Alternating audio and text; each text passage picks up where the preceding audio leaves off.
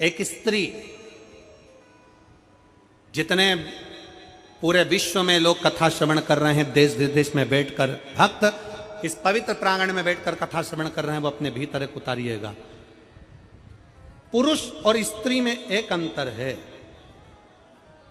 पुरुष जब भगवान के मंदिर में जल चढ़ाता है, जल अगर चढ़ा रहा है तो वह अपने माता पिता, अपने नाना नानी को पार लगाता है, दादा दादी को पार लगाता है। पर शंकर के मंदिर में अगर कोई स्त्री, कोई नारी, कोई लड़की, कोई कन्या, कोई बेटी, कोई मां, कोई वृद्ध भी अगर शंकर के मंदिर में एक लोटा जल चढ़ा रही है तो वो अपना मायका और अपना ससुराल दोनों की 71 पीढ़ी को पार उतार देती है। और कितना सुंदर कहा माता पार्वती जी ने भगवान शंकर से अमरनाथ की गुफा में प्रश्न करते हुए कहा कि पुरुष भगवान की सेवा में लगे, भजन में लगे, मंत्र उच्चारण में लगे तो उसका फल पुरुष को प्राप्त होता है। पर अगर स्त्री, नारी अगर भगवान शंकर की आराधना में लगती है, शिव की भक्ति में लगती है, तो हे भोलेनाथ, उसका फल किस किस को मिलता है?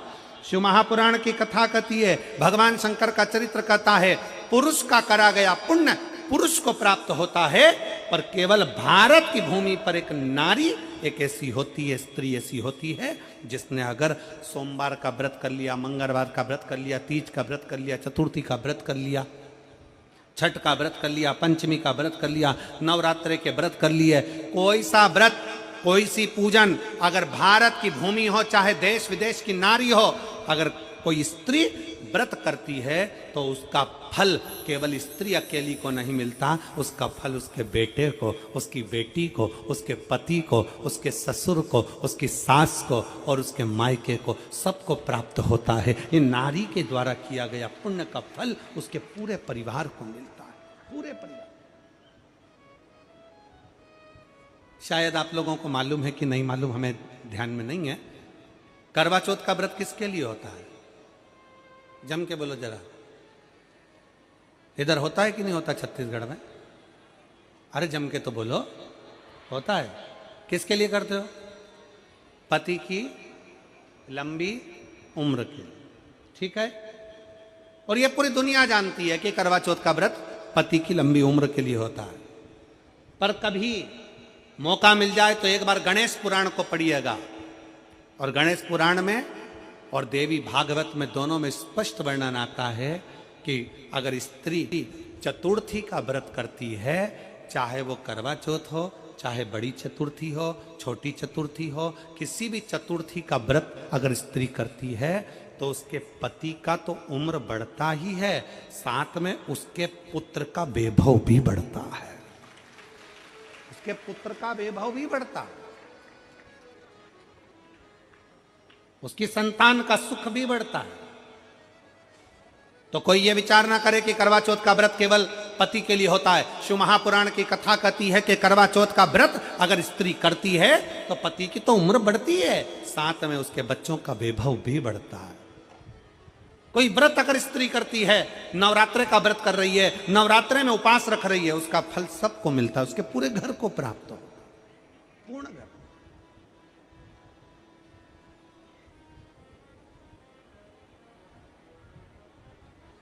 शिव तत्व, शंकर की अविरल भक्ति, शिव की उपासना। मंत्री से ज्यादा मंत्र पर भरोसा रखो, मंत्री से ज्यादा मंत्र पर भरोसा रखो, और संसार से ज्यादा मेरे महाकाल पर भरोसा रखो।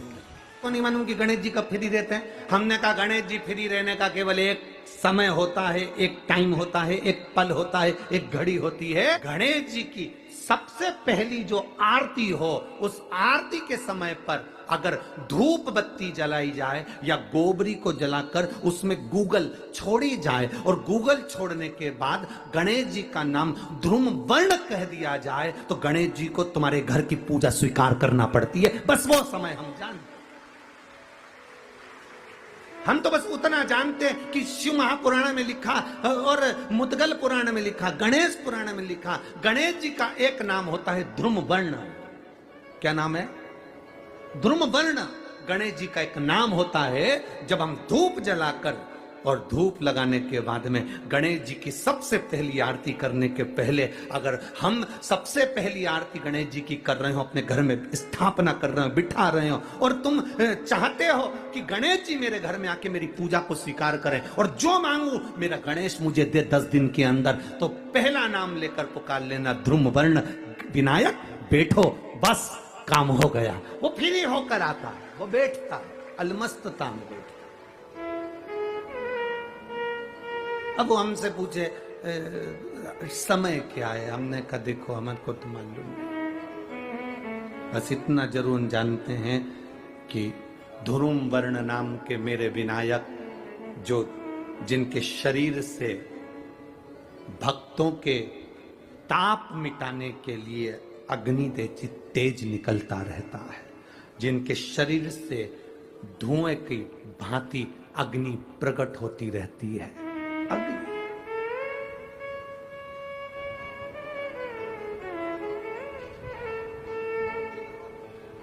हम तो उनको पहचानते हैं जो दुनिया के ताप मिटाने के लिए प्रगटा।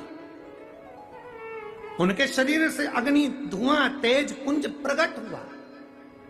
वो ध्रुम वर्ण विनायक साधारण, उसका केवल नाम उच्चारण कर कर भी अगर विराजित किया जाए, वो आया स्वीकार करेगा। 10 आप अभी तक बिठा लेते थे सिद्धि विनायक आओ, मयूरेश्वर आओ, भगवान को बल्लेश्वर पधारो, आपने बुलाया, आया, वो बैठा, वो ऐसा नहीं कि नहीं बैठा, पर हमें समय का भान नहीं हो पाया। हम किस समय पर भगवान को रिझाएं? परमात्मा को रिझाने का कोई समय होता है? भगवान को तो जब तुम्हारी मर्जी पड़ जाए, जब तुम्हारा दिल कर जाए, तब मेरे भगवान को रिझाने का प्रयास करो, वो तुम्हारे करीब में आकर बैठ जाएगा। जब तुम्हारा मन पड़े, जब तुम्हारी मर्जी पड़े।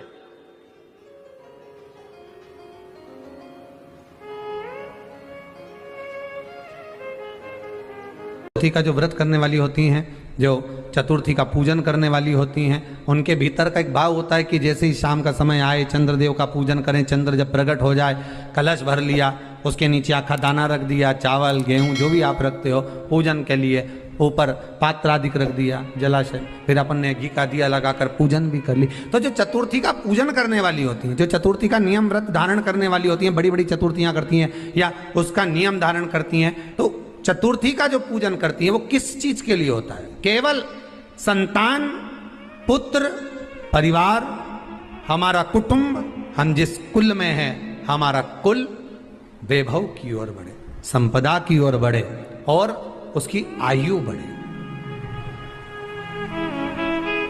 उसकी आयु बढ़े, वैभव बढ़े।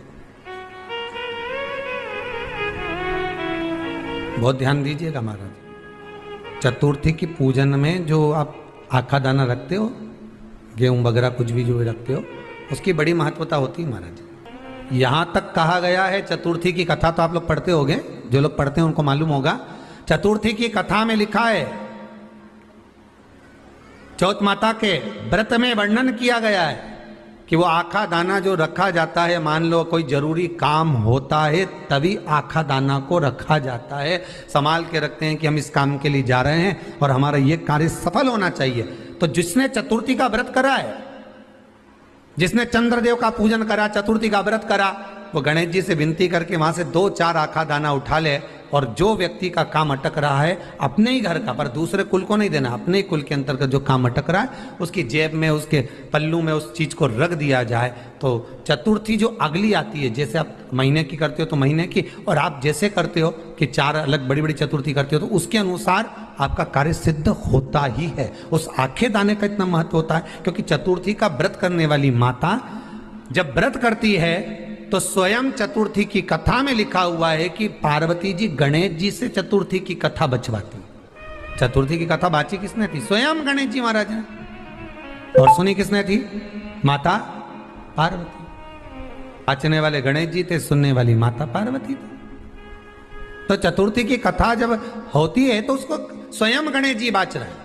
तो व्रत कौन सुन रही है? माता पार्वती। और आपने जो आखा दाना लिया वो गणेश जी के भाव से लिया, गणेश जी से निवेदन करके, विनय करके, प्रार्थना कर उसको प्राप्त किया।